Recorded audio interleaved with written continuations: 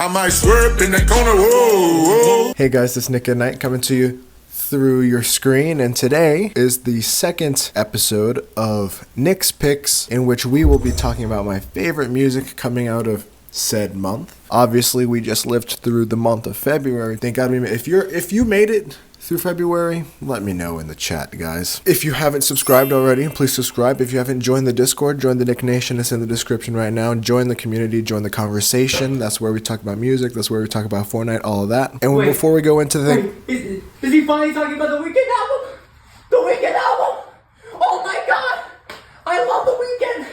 The Weeknd! The Weeknd! I love the Weeknd! Just super saiyan Weeknd! Oh my God! He's talking about the Weeknd! Hurry up tomorrow! The Weeknd album! Oh boy! Okay.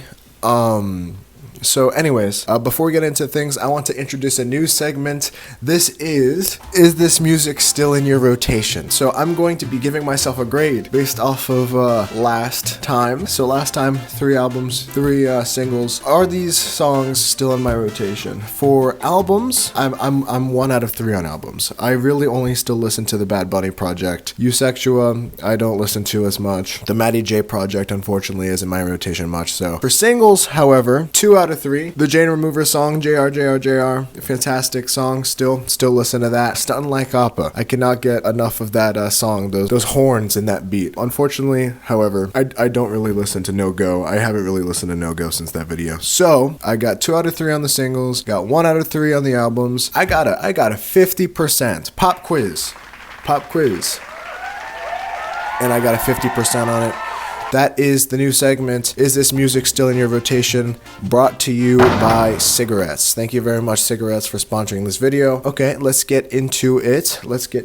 Guys. We're zooming. I only scripted half of this video because I got sidetracked and then I got Taco Bell for lunch. So I scripted the first 2 albums, and then the rest of the time is just going to be free form, free talking, free Nick. So if it goes off the rails, you know why. Just like my friend Sober Brew previously mentioned, we're going to be talking about The Weeknd's Hurry Up Tomorrow.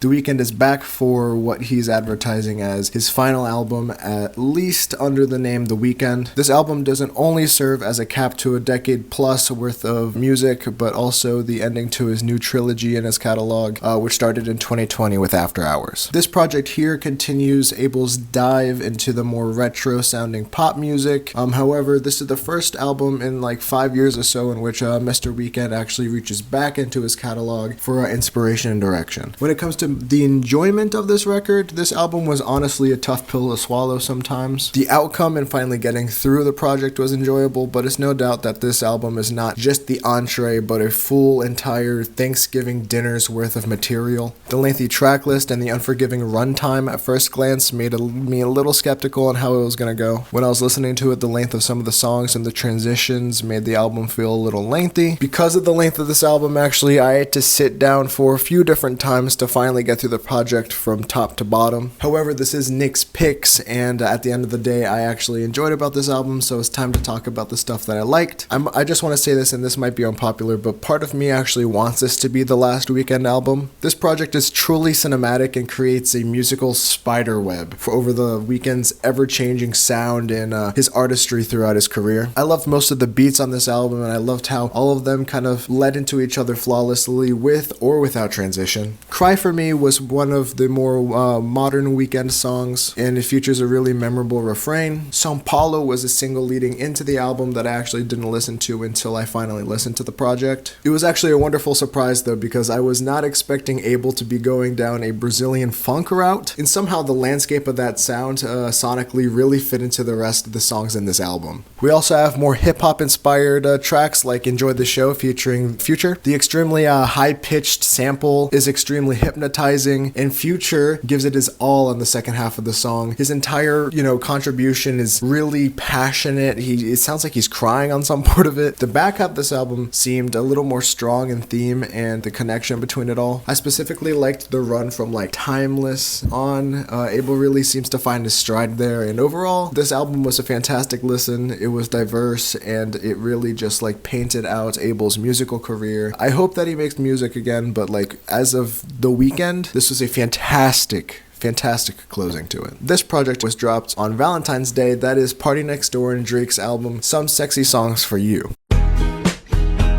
I know this probably isn't a popular choice, but I actually really enjoyed this. Although Drake technically dropped the whole 100 gigs thing between now and his last diss track flop, Heart Part 6. In many ways, this is the first real return of Drake since the death of Drake. As a big Drake fan myself, I'm actually very glad that he didn't come back fully swinging and attacking everybody and starting where he left off. Instead, he came back with his buddy PARTYNEXTDOOR, and he did what Drake does best, which is like just make songs for your girlfriend. This project starts off really strong with one of my favorite songs on it, CN Tower. This song has a memorable refrain that continues throughout the song, Drake using the colors projected on the CN Tower to kind of reference as he's going on. To me, this is classic Drake crooning. There's nothing to hate here. Mothballs being the song that followed up was a great choice. Another Drake slow burner, which had a really sexy beat switch in the middle of it. Although I feel like PARTYNEXTDOOR doesn't add a lot to this album as a whole, and I kind of feel like he takes away from a lot of the songs in general. I feel like this song he actually did his thing. The repetition of You doing that thing, you doing that. I liked it a lot. My favorite song of the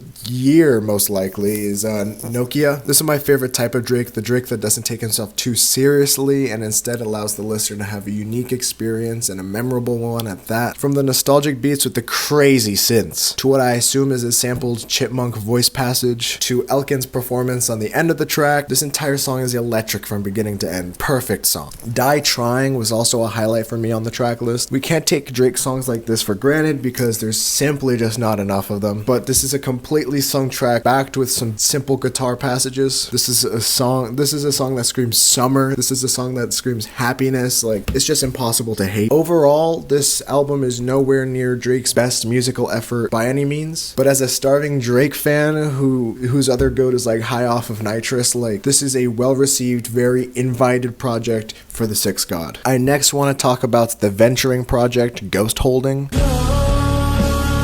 This project went just simply off of my radar. It was actually pointed out to me by somebody in the Discord. It's a Jane Remover project. She's just under a different name for this one. And if you know anything about me, you know that I've been geeking over some Jane Remover recently. And this album's actually super cool because although they are Jane Remover songs, a good Jane Remover song has bits of electronic and a bit of rock. And this Ghostholding project is more of the rock and less of the electronic. A lot of sweet vocals, a lot of dark imagery, a lot of fantastic guitar work. It's actually pretty interesting that this project dropped, knowing that Revenge Seeker is going to be coming around the corner. Jane is going to be releasing another project under her own name. On this track list, we have songs like Believe, which is one of my favorite. The whole singing of Believe it's really memorable. The guitar work on songs like Recoil or Dead Forever is really nice as well. I really enjoyed the passages and a lot of the singing on this album. Famous Girl is a good example of that. She's doing a great job. This venturing project is not one to overlook. I'm still kind of picking favorites as I go. Either way, Jane Remover, it's a Jane Remover 2025. I'm sorry to say, JR.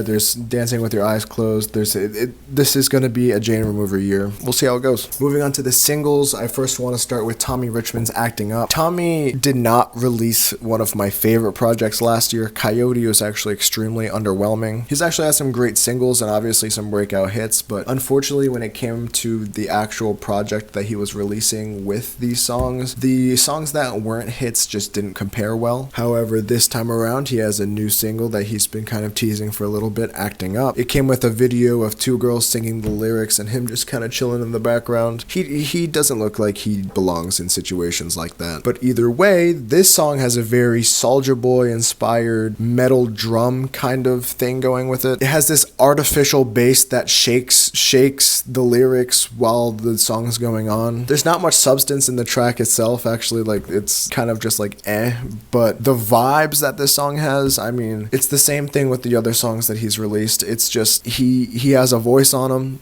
He picks really good beats, and they make some pretty killer songs. So Tommy Richman, Actin Up, it was a pretty enjoyable listen. My goat JPEGMAFIA dropped a song for Valentine's Day Freestyle 25. And on this song, I mean, like, there's not much to talk about. He's one of my favorite artists in general, and I say artists because he is a fantastic producer, and his rapping is really entertaining. This song isn't really inherently much about Valentine's Day either. It's just kind of like a song, and I really enjoyed it. I really like when he makes these beats that are like really groovy. Like this one, like almost got a dance to it, and there's not going to be a lot of times in which you're saying I'm dancing to a JPEGMAFIA song. I love the little song passage at the end of the song too. Like the entire song kind of like flows through. It sounds like it could be something off of a normal album. So if this is truly a freestyle and truly just something that he kind of like just kind of came out, like props to him, because this is, I mean, like I love listening to this song. The third one's fun. I recently found out about this artist. Apparently he's been kind of like around the scene. Two Hollis with Style. I still don't know a lot about Two Hollis. I just know that he's a very feminine man who makes electronic rap songs. You know, there's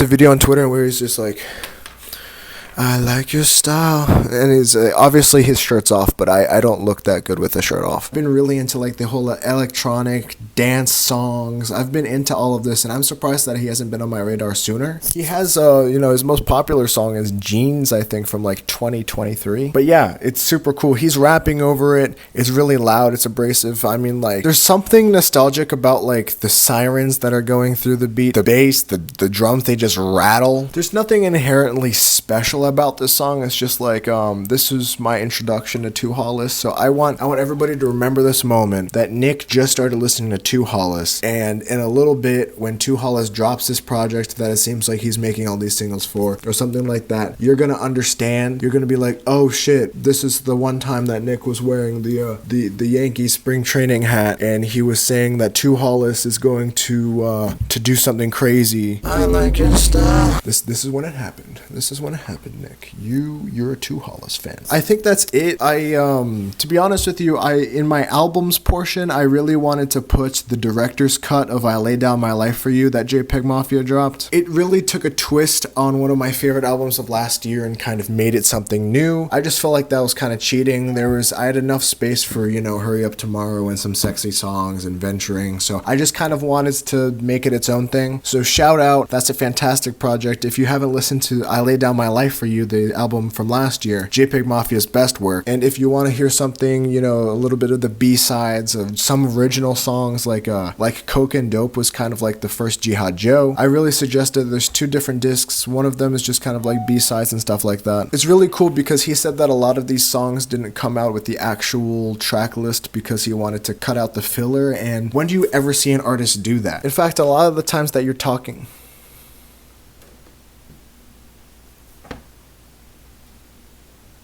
there's no way my laptop was in the shot the entire time. There's zero way that my laptop was in the shot the entire time. I have stuff to do. I'm not re-recording this.